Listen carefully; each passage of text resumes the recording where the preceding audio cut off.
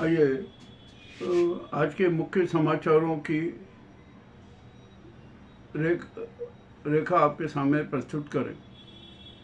मुर्मू के उग्र और बगावती तेवर से गुजराती गैंग में हड़कंप मचा और अब देखते हैं क्या होता कि क्या नहीं होता कि अब मामला अति रोचक हो गया कि ये गुजराती गैंग है ना, देश में आपातकाल लगाने की योजना में थी, परंतु वह योजना भी फ्लॉप हो गई।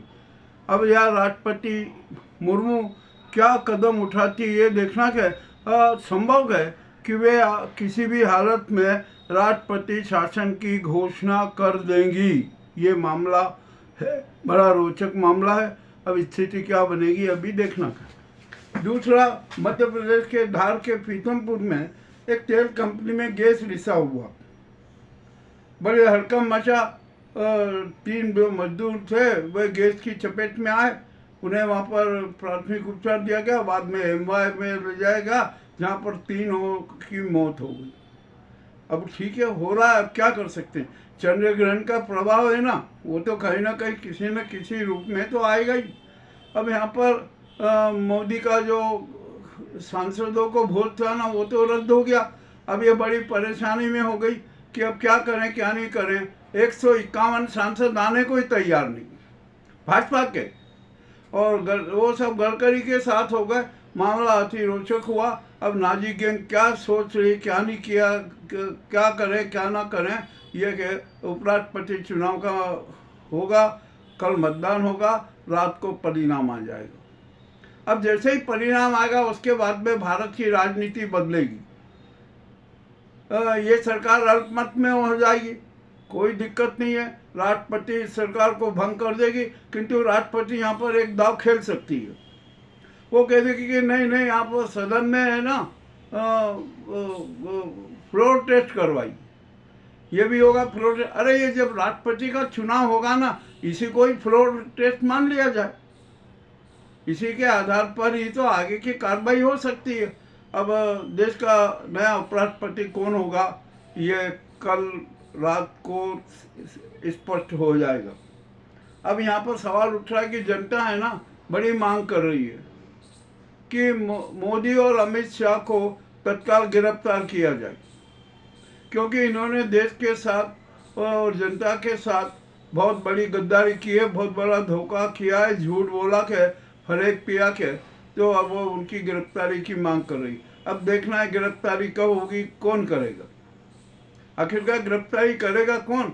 यह तो राष्ट्रपति आदेश ने, राष्ट्रपति या सुप्रीम कोर्ट खुद संज्ञान लेकर यह निर्णय दे कि इन लोगों ने देश की जनता के साथ गद्दारी की है, झूठ बोला है, जनता को भ्रमित किया है, संविधान विरोधी काम किए हैं, भारी घोटाले किए हैं और अर्थव्यवस्था और जनता को प्रताड़ित किया है। इसके अपराध में इन्हें तत्काल गिरफ्तार किया जाए। सीबीआई जाएगी और इनको गिरफ्तार करके ले आएगी।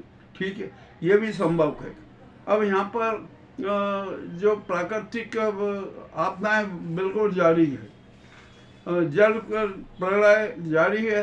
पंजाब की स्थिति बहुत खराब है, राजस्थान की स्थिति खराब है, हिमाचल की स्थिति खराब है, उत्तराखंड की भी स्थिति खराब है, और अब तो मथुरा और उत्तर प्रदेश में भी बड़े जल का प्रलय हो रहा है। दिल्ली की हालत आपको पता ही है, कुछ कह नहीं सकते क्या हो रहा है क्या नहीं हो रहा है। वहाँ पर भी बड़ी खराब दयनीय स्थिति बनी हुई है। यूपी के एक गांव में औरैया के उसमें एक 16 लोगों की गैंग पकड़ाई, जो वो क्या करते थे कि गायों को चुराते थे, उनका वध करके और गोमांस बेचते थे।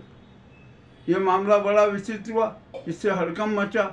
और जब ये हुआ ना, पुलिस ने जब 16 लोगों को गिरफ्तार किया और उनके नामों की सूची जारी की, तो उसमें 16 लोग ही हिंदू निकले, एक भी मुस्लिम नहीं। तो ये बड़े स्थिति विचित्र लगी। तो वहाँ पर अब जनता बोल रही है, अरे वो गौ रक्षक लोग कहाँ गए, ये 16 लोग हैं, ये तो हिंदू हैं और यही गायों को चुराते हैं, गायों की हत्या करते हैं, गोमांस बेचते हैं। तो जो गौ रक्षक दल है ना, सब गायब है। कोई नहीं बोलने को तैयार है कि इनको क्या सजा दी जाए। ये भी मामला बड़ा विचित्र है। अब यहाँ पर मोदी सरकार का भंग होना तय है, मोदी जी पीएम नहीं रहेंगे, ये भी तय हो गया। तो अब यहाँ पर एक सवाल उठ रहा है और भाजपा ने भी एक निर्णय लिया है कि जो पर्ची वाले मुख्यमंत्री है ना, इनको भी सबको हटाया जाए। अब तुरंत हटाए जाएंगे ये भी मामला बड़ा रोचक हो गया। गडकरी जी तो मैदान में हैं ही, वे तो इस गुजरात गैंग मोदी पर करारे प्रहार कर रहे। मामला बड़ा घातक हो गया कि अब वो मोदी जी और ये बच नहीं पाएंगे, क्योंकि पूरा मार्गदर्शक मंडल विरोध में और संघ ने भी कह दिया कि नहीं, अब ये मोदी पीएम नहीं रहेंगे, ये गुजराती गैंग की सरकार नहीं चलेगी। तो ये सारा काम खत्म हो गया। 2014 में देश नाजीवाद का गुलाम बना था। हो सकता है कि 17 सितंबर को देश नाजीवादी और गुजराती गैंग की गुलामी से आज़ाद हो जाए। चले, ये भी बात ठीक है। अब हमारे देश की में जीएसटी की मीटिंग समाप्त हो गई। अब तो सिर्फ दो ही दरें रही, 5% और 18% की, परंतु दरों में भी दरें निकाली गई। कुछ वस्तुओं पे 40%, कुछ पे 30%, कुछ पे 10%, ऐसा भी ये रहेगा। आखिरकार ये नाटक क्या है? जीएसटी में जो उन्होंने 175 वस्तुओं को जीएसटी से मुक्त किया है आपने, अब कर दीजिए। मगर आपने जो इतने सालों तक जीएसटी के नाम से जो डकैती की है ना, उसका हिसाब भी तो दीजिए। इस पर भी आपको कार्रवाई करना पड़ेगी। ये सब अपनी अपनी पीठ थपा रहे हैं, जनता को भ्रमित करने के ये किया। अब तो बहुत सारे आइटम महंगे होंगे।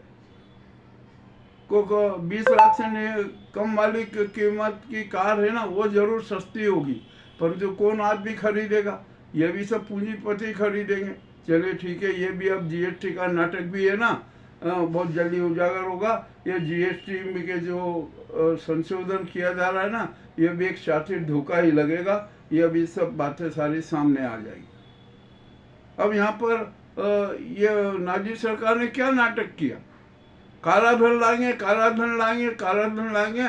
नोटबंदी करके काला धन को खूब बढ़ावा दिया और काला धन और बढ़ा दिया।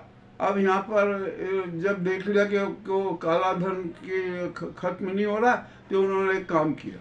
उन्होंने कहा कि अब एक ऐसा कानून बना दिया कि काला धन है ना, चाहे जितना हो, आप जितना करो, विदेशों में भेजो, आपके खिलाफ किसी प्रकार की कोई कार्रवाई नहीं होगी और न ही कोई सजा होगी। इन्हें खूब काला धन बनाओ और विदेशों में जमा करो। ये भी नीति स्पष्ट हो गई है। अब गुजरात में एक 500 के नोट, नकली नोट छापने वाली गैंग पकड़ाई बनासकांठा का क्षेत्र में, और उसमें से जो बरामद हुए हैं 39 लाख के 500 के नकली नोट बरामद हुए। इसके पूर्व से वो चलाते रहे थे, एक अंडरग्राउंड उसमें चल रहा था। तो अब ये जो 39 लाख के 500 के नोट गुजरात से बेचे गए। नकली 500 का नोट 250-300 रुपये में बेचा गया। अब ये सारी जांच हो रही है, क्या होगा क्या नहीं होगा, इसका भी खुलासा होगा। अब तो यहाँ पर अभी फिर चर्चा चल पड़ी है कि 500 के इतने नकली नोट हो गए हैं कि 500 की करेंसी भी बंद करना पड़ेगी, फिर नोट बदली होगी। तो क्या 500 के नोट का क्या आखिरकार ये मामला बड़ा गंभीर हो गया है। अब स्थिति क्या बनेगी देखना है। अरे यहाँ तो हमारे यहाँ देश में है ना, बड़ी विचित्र स्थिति। मैं अनेक बातों से आपको चर्चा करूँगा। हमारे जो